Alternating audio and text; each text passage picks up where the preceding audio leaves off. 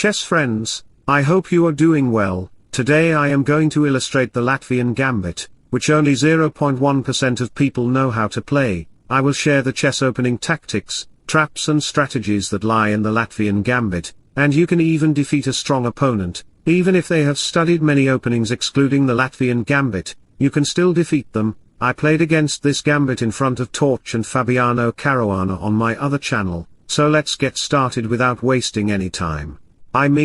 Torch started the game with e4, we have e5, knight f3 and f5 on the board, and here white has two options, to capture either the f5 pawn or the e5 pawn. First, we will look at the variation behind d takes e5, which is a very reasonable move that 90% of players go for. Then you can play knight to c6, and white has lines such as bishop to c4, playing d3 or, of course white cannot capture the pawn on e5. Let me show you the variation behind the bishop to c4 line, which opens this diagonal widely.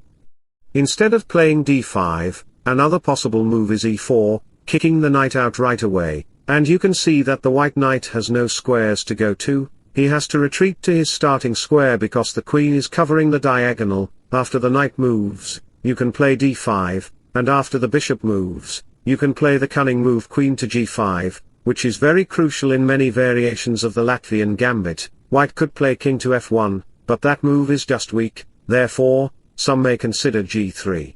But then you can just pick up the pawn. After the knight moves, knight to f6, d3 may appear to open up the bishop's diagonal, but don't worry about that. You have a6. After exchanges occur, you can place your queen on the f3 square, attacking the rook, and after the rook moves, you have the cunning move. In the Latvian Gambit, you need to play aggressively and use all your pieces to attack the king side. In this position, you are attacking the f2 pawn. White might think they can block the attack by playing d4, but they don't know you can sacrifice a piece and play knight to g4 because you are going to checkmate them. This happens around moves 9 or 10, and you are going to checkmate white. The best move for white would be to play bishop to d3, of course, which gives them positional advantages. But if your opponent doesn't find that move and panics by playing rook to f1, they will completely blunder their position. You can expose their blunder by playing knight to h2, and after the rook moves, you can bring your queen back to the h5 square. If white plays bishop to e3, hoping to escape the attack and play queen d2 for a long castle, it's already over for them. You can play like a professional thief, as if writing a letter telling them you will rob their treasure in the middle of the night. No matter what they do, you will just rob their treasure. Then you can play knight to f3, forcing the king to move. Bishop to h3 will follow, and later you can even checkmate them. This position is just over for them.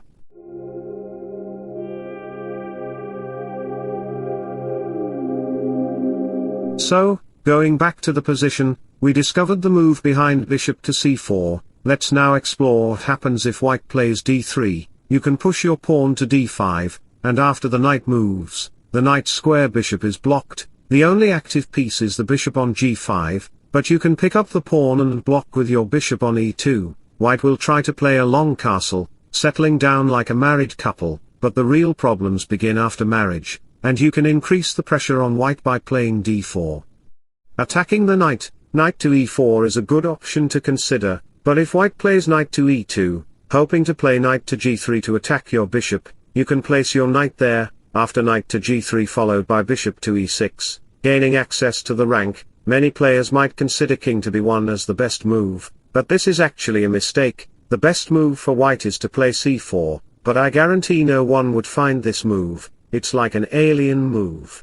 No human would want to play it because it looks like it disrupts white's structure. Almost 99% of humans would play king to b1 because it seems natural. Then you can make a crushing move, breaking their defense by playing bishop takes a2, sacrificing the bishop, followed by knight to b4, as if a monkey has jumped onto their roof. After the king moves, queen to a4 will arrive with the threat of checkmate. A few moves later, your rook can go to d5 to access the files, and white's position will be disrupted.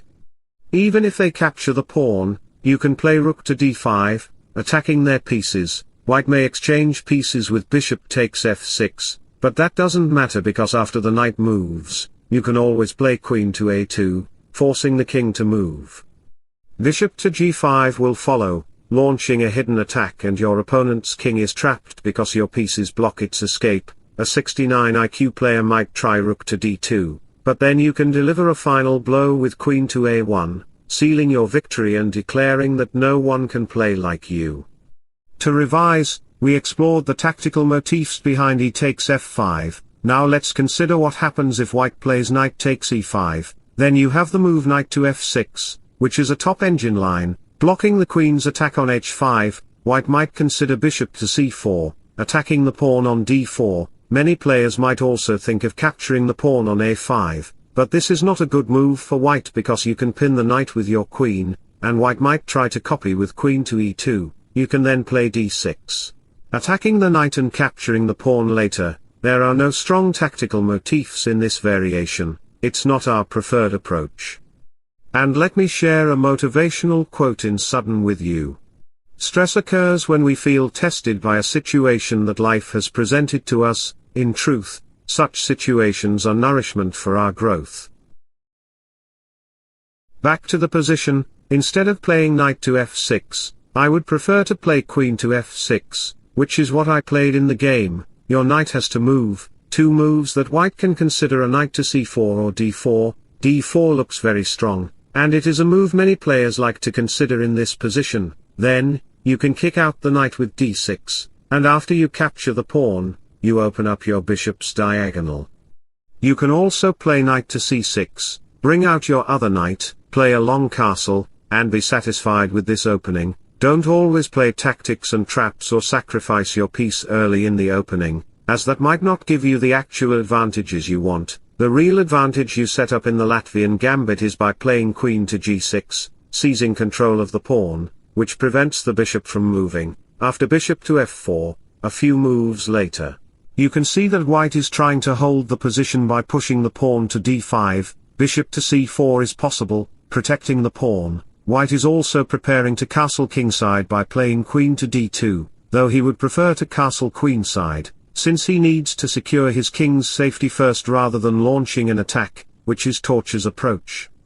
I played c6 because I wanted to prepare d5 to solidify my pawn structure. Torch responded with d5 because he didn't want to let me play d5 myself, therefore, I played b5, attacking the bishop, and after the bishop moved, I played b4, attacking the knight didn't move to a4, instead, it retreated. After c5 happened, white could have played a short castle, which is possible in this position. The point is that white's king is actually safe. After knight to h5, the bishop can move back.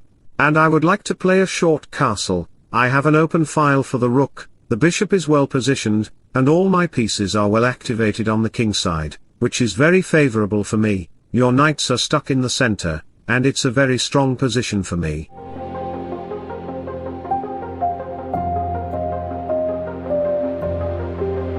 Going back to the position, Torch didn't play a short castle because he didn't want to give me any potential advantage. Instead, he played knight to c4, so far, so good, but by playing this move, he created a weakness on the g2 square. As you can see, I played knight to h5, and later I can capture the g2 pawn. White responded with rook to g1, of course, I could have captured the h2 pawn, but from my perspective, it would be a bad move because the king could advance.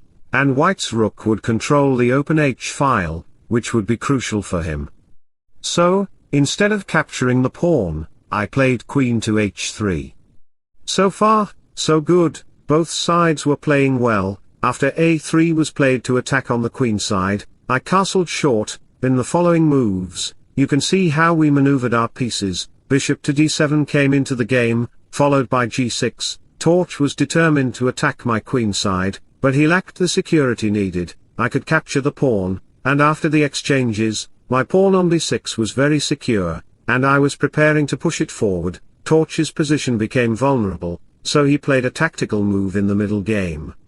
Can you guess what Torch played? Try to think a little. It's a very tactical move. The move is knight to e5.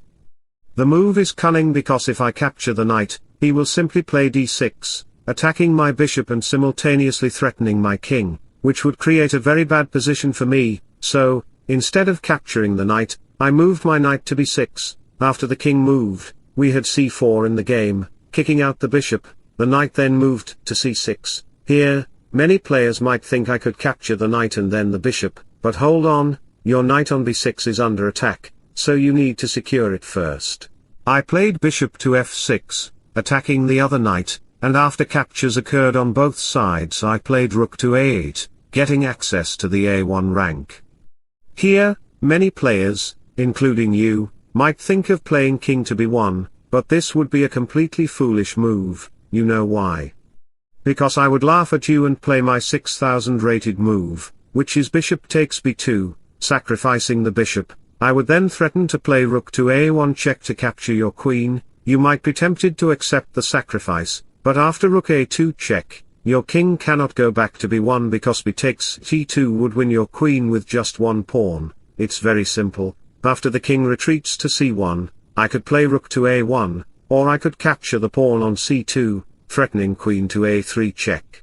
Followed by promoting the pawn with another check. This position would be completely winning for me. Going back, we saw that playing king to b1 is a very bad choice. That's why Torch played a very cunning move. Can you guess what defensive move Torch played in this position? Try to use your brain, which has been collecting dust and spider webs.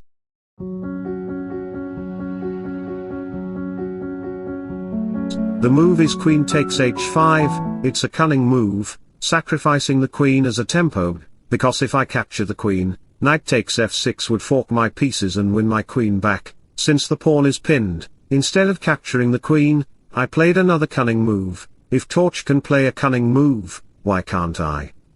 I played rook to a1, forcing the king to move, then captured the queen. After some exchanges, you can see that I have a rook and bishop for your knight and a full piece, which gives me a winning position. Slowly but surely, I will win the game, exchange all your pieces, promote to a new queen and eventually checkmate you. I hope you enjoyed the game. If so, don't forget to like and subscribe to my channel. Wishing you all the best. Bye bye, take care and see you soon.